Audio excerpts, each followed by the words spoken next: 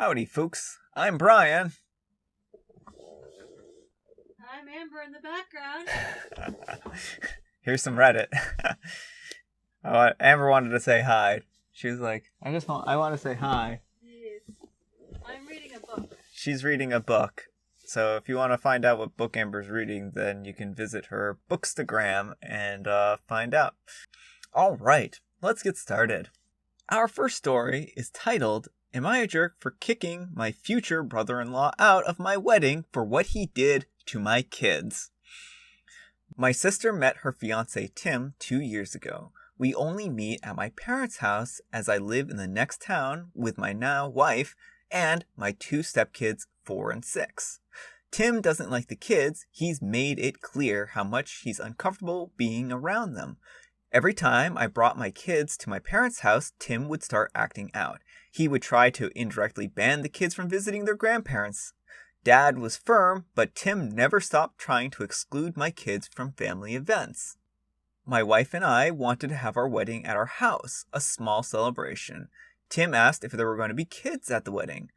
My kids were the only ones at the wedding since we didn't have many guests. He tried to talk us out of involving my kids in the wedding and tried to make it an adult event, but I told him to keep his thoughts to himself. My kids were excited to be part of the wedding. Tim and my sister arrived late. The kids were with us the entire time. Tim looked visibly upset till he suddenly offered to take the kids to the bathroom so they could wash up before eating. Minutes later, he came back. I asked where the kids were. He said he took them to their bedroom because they wanted to play with their toys. I thought it was out of character for them. I wondered why they wouldn't want to eat since they said they were hungry. I wanted to check on them, but got busy with my aunt's ankle injury. My younger sister came telling us that the kids' bedroom door was locked and the kids were inside. My wife and I were in shock. We looked for the key. I asked my sister if she was the one who locked them in, but Tim said he did it, saying he was worried that they'd wander around unsupervised and wanted to make sure that they were safe since everyone was busy. Oh, that's exactly it. Just Tim is an outstanding guy here. He's just looking out for those kids' well-being and he's locking them into bedrooms. That's the way you make sure they're safe. I took out the key and got the kids out. My daughter told me Tim said I didn't want them to go outside and that I'd punish them if they did. They're my kids now, and of course I want them to be in my wedding. My wife was speechless. I lost my stuff on Tim and called him cruel, selfish for lying, and doing this to my kids, trying to exclude them, and told him to get out. My sister defended him and was crying and calling me offensive names. I kicked her out too. My parents argued, saying what I did was unnecessary since Tim was just trying to help. They tried to get my wife to get involved before my sister decided to cut me out completely for what I did. I argued that they were unreasonable to think I was being bitter and explained why I kicked them out, but they still blamed me for my extreme reaction since Tim had good intentions. Yeah, I mean, he had the best intentions. He was just trying to keep those kids so safe. My wife was quiet all the time, probably wondering what type of family she just married into. I don't blame her. My parents insist I talk to my sister and Tim and everyone and apologize since this seemed to be just a major misunderstanding. I refused, but they kept repeating the same thing. My parents say this must be a misunderstanding since Tim doesn't know how to deal with kids. However, they went quiet after they heard what my daughter said. My sister claimed that it was his way of getting the kids to behave. Adding this, my wife received an email from Tim apologizing since he couldn't reach out to me because I had blocked him.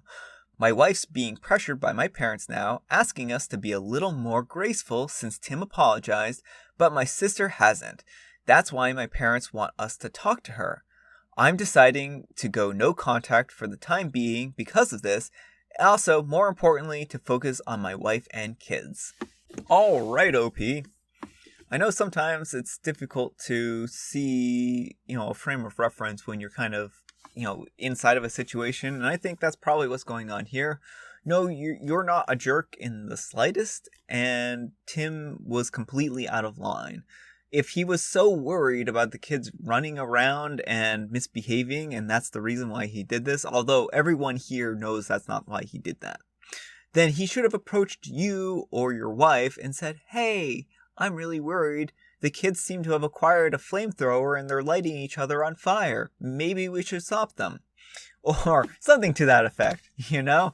But I mean, what he did here was completely uncalled for. He basically threw them in kid jail, and no one would have known that they were, just unable to get help or anything like that. Say if one of them injured themselves in the bedroom, what happens if they just couldn't go and get help? And like, way to, basically traumatize a kid too, to be like, oh, hey, your parents don't want you here. That's just an awful message to send home.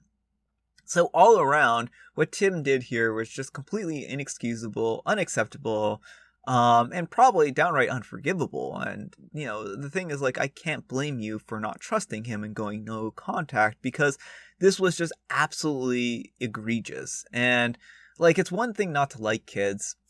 And sure, Tim can not like kids, and that's fine.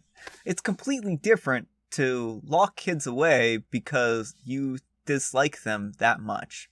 And, it took an actual motive plan. This was premeditated in some ways, because he got this idea to go and help them clean up when he knew what he was going to do was lock them away. So, yeah. And this was under the pretense, again, of, oh, I'm going to go help them wash up so they can eat. Not, oh, I'm going to go lock them away in their bedroom. Like, if he had said that, you would have said, no, actually, I don't want my kids locked away in the bedroom. Please just help them wash up. So yeah, he just, what he did here was just completely uncalled for. Anyhow, take care and good luck. Hold on, this guy came to your house, got your kids, and locked them in their room? Do we need to even say it, OP? Not the jerk. Ban this man from your house. Ban your sister if necessary. And whoever tells you you are overreacting, tell them that you are being calm enough. This is beyond cruel, that was dangerous, and that man is dangerous to have around. Ask your sister if this is the kind of man she wants around them when they get married. And OP replies, my sister is no better than him, to be completely honest here. She always throws out the kids aren't really family at me every single argument, where I point out her fiancé's unacceptable behavior. I don't have much respect left for her, especially for how she tried to turn my parents against me at the wedding. She succeeded since my parents want me to talk it out with her and Tim. But I'd never even look at them because I care about my wife and my kids' mental and physical safety. I'm going low contact to no contact if they continue to pressure me. Yeah, OP, I mean, I think that's probably a good policy right there. And your sister does not necessarily sound like a great individual either if she's saying that your stepkids aren't really your kids. Like, that's just cruel and mean. I'm just realizing, what would have happened if suddenly a fire started and OP's children were trapped in their room because of this? Wow, the more you think about it, the more I want to punch the guy. OP is 100% not the jerk. Yeah, this huge safety concern here. Completely unacceptable. Alright, our next letter is titled, Am I a jerk for not getting my girlfriend breakfast when I get something for myself? Throwaway account. I'm a 21-year-old male and my girlfriend is a 20-year-old female. We have been together for close to 3 years and we also live together. I'm a big hunter. I've hunted all my life and my family hunts too. My girlfriend even hunts when she has time.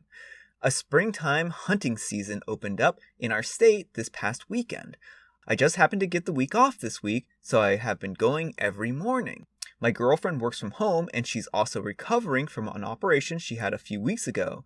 She doesn't mind if I go while she's working because it's less distraction for her. The issue is she's angry with me because I've been going and getting myself something for breakfast each morning before I go hunting. She knows that I do this almost every time I go.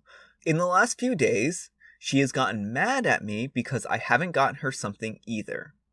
She says I passed back by our house on my way to the hunting spot, so I could just stop and drop it off at the very least, or I could bring her back something to heat up once I'm done. She says since she is still recovering from her operation, back surgery, and trying to work, it would have been nice to have something for breakfast since I'm already getting myself something anyway. I tell her every morning that I don't have time to stop by because I have to get up there at a certain time. And she comes back at me with, I have breakfast items at the house and I could make myself instead of buying breakfast either way. It's not a huge fight, but she's definitely very annoyed with me. Am I the jerk here? Alright, OP. Well, here's the thing, is that relationships are about being a good partner, and in this particular case, I don't necessarily think you're being the best partner. Your girlfriend, she's recovering from back surgery. She may have a harder time making food for herself. And I think, if you're getting yourself something to eat, it doesn't take any time to drop something off by the house or leave a little earlier and then drop something off at the house if you need to be up there by a certain time. It's just a little bit of a courtesy, and it really is probably not going to take that much time here since it's on the way back. In this particular case, you really should be a little more kind and considerate to your girlfriend and just get her some breakfast. It's not going to hurt you. So, yeah. Anyhow, take care and good luck. She's recovering from surgery, but you can't get up 10 minutes earlier so you can drop off breakfast for her while you're off work. You're the jerk. You're the jerk. You weren't initially for not thinking of it, but you are for digging your heels in and not helping. She's recovering from surgery, so I imagine it's painful and difficult for her to take care of herself right now. You say it's a time issue, but you can leave a few minutes earlier so you can drop something off for her. Again, you aren't wrong for not thinking of it before she asks, but she is asking for help with breakfast, so just help her. I don't understand why you say you don't have time. You're buying breakfast anyway and pass by the house on your way back, so literally open the door, drop the breakfast on the table, and leave again. How much time can that possibly add to your journey? That's kind of my wondering. I mean, maybe, well, I don't know. Again, if he has to drive out to a main road and maybe it takes 10 minutes to drive out to the main road, and the main road is where he's driving along. So maybe he's driving 10 minutes out to this main road, driving out to a restaurant another 10 minutes, and then driving back up.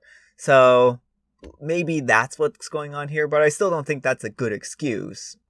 It might just take more than a couple minutes and may not be directly on the way back. So I don't know what that situation looks like, but I still think he needs to go ahead and give her breakfast, especially since she's recovering from surgery here. Seems like not the best way of handling the situation. All right, our next letter is titled, Am I a Jerk for Keeping a Sentimental Guitar of which I sold to a friend a few years ago? Okay, so I had this really nice 1970 guitar given to me from my father. A few years back, when I was seriously strapped for cash, I sold it to my friend for £200. On the condition that he look after it for me, and give me the opportunity to buy it back off of him when I have the money. Fast forward a year, he's completely trashed the guitar, took it to festivals, peed on it, put stickers all over it, etc. I was actually quite heartbroken at what he did. Anyway, I sort of got over it and let it go, and he had the guitar for a while longer since then. Pre-lockdown, he left the guitar over at my house after a jam one night, and he's never mentioned it since, so it's just sat in my house. I have been meaning for ages to call him and ask him if I can buy it off of him and get it restored, but I just never found the time. Anyway, he called me last week to ask for it back so he can give it to his little sister for lessons. I didn't get back to him until 5 days later. I called, but he didn't answer. This evening, his father randomly knocks on my door asking to pick up the guitar. I told him it's being looked at to see what can be done about the damage at the moment, and I haven't even spoken to my friend yet, so I don't know what to say. I explained to his father the above about the sentimental value and the sale condition, and he blew his lid at me, calling me a liar, and that it wasn't my place to take the guitar to the shop. I mean, he was super angry and told me he's done with me, foaming at the mouth, etc., and walked off. I haven't spoken to my friend yet, but am I the jerk here? Alright, OP, I'm gonna have to say that everyone in this situation kind of is a little bit in the wrong. I think you should have talked to your friend immediately when you knew you wanted to buy back the guitar and arrange something. And that's where I fault you here in this situation. And I fault you for trying to take it to a shop to get it looked at, because at that time it wasn't technically still your guitar. Your friend, on the other hand, really kind of broke his end of the contract. He promised to take care of the guitar for you while you were working on trying to buy it back from him. And he was also supposed to give you the opportunity to buy it back from him. And if he's giving it to his little sister, and it sounds like this is probably a gift, then that isn't really part of that agreement, and he would be in the wrong for transferring ownership of the guitar without consulting you first. Now, I can certainly see if he was like, hey, I'm getting rid of the guitar, I'm giving it to my sister. I know we talked about that original deal. Are you wanting to pay for this right now, or should I just, send it to my sister? And that would have been a fair and legitimate thing for him to do, but he kind of took it upon himself to transfer the ownership when that was basically not really inside of your two's verbal contract. Now, as for his dad is probably upset, because if his daughter is looking for a guitar, then he was probably looking forward to being able to give her that guitar so that she could use it and practice at it. And now if they don't have that guitar, then they're out one guitar. And so that might be why he's upset about the situation. And maybe the daughter really likes the guitar and she was looking forward to getting it too. So it might just be a little bit of an unfair situation to her. Overall, though, I really honestly think that your friend is probably the one who's more in the wrong here. He really went out of his way to not take care of this guitar and then not offer to sell it back to you. You're in the wrong for not broaching the subject to buy it back from him when you were ready to. So yeah, I think that there's a little bit of blame to go around all around. Anyhow, take care and good luck. You're the jerk. You sold him the item. You can't take it back. That's theft. Taking it to a shop for repairs is also overstepping the mark. It isn't yours. It's a bad situation, but it all could have been avoided with better communication and an agreement in writing when you first sold it. Yeah, I think the in writing bit here is an important point. I kind of agree, but even a verbal agreement to sell it back later and keep it in good condition would also make his friend the jerk as well. Yeah. Everyone's bad here. I may get downvoted, but here's how I see it. You sold your friend the guitar, while there was a condition for him to treat it well. It belonged to him to do with what he pleased. You sound bad for trying to hold him to it when it sounds like he's had it for years. With that said, he is bad for trashing it and abandoning it at your house pre-lockdown. I'm assuming the first one. So over a year, and now he's asking for it back. The situation is complicated because the guitar has sentimental value to you. A better solution would be offering to replace the guitar with another so your friend's sister can take her lessons and you can have your guitar back. That's actually a really good point. Offer a guitar of basically the same kind of value. Alright folks, that's all the time we have for today. I hope you enjoyed today's video. If you did, consider giving me a like. If you didn't, consider giving me a dislike. Thanks so much for watching, and I'll see you all tomorrow!